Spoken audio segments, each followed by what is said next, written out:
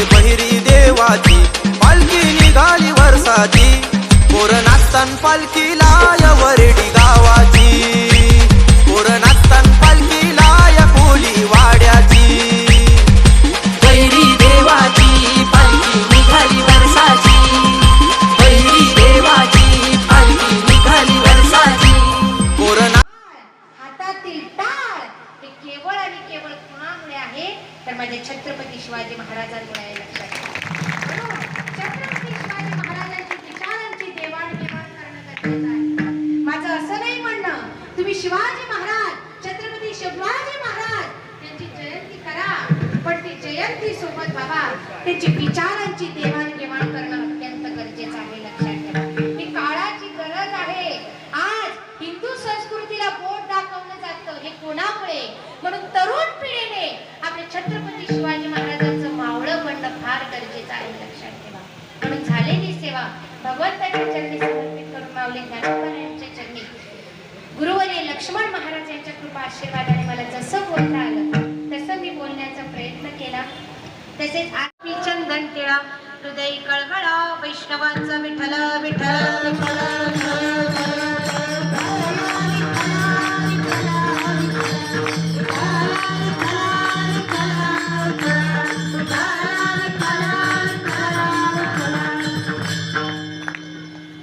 झालेली सेवा भगवंताच्या चरणी समर्पित करून माऊली ज्ञानोबा यांच्या चरणी सगळ्यांना महाप्रसाद सुद्धा घ्यायचा आहे. भुका लागल्या असतील नाही लागल्या काय नाही लागल्या चालेल माझ्या पाठी येतं का उद्या कीर्तनाला. तर झालेली सेवा भगवंताच्या चरणी माऊली ज्ञानोबा यांच्या चरणी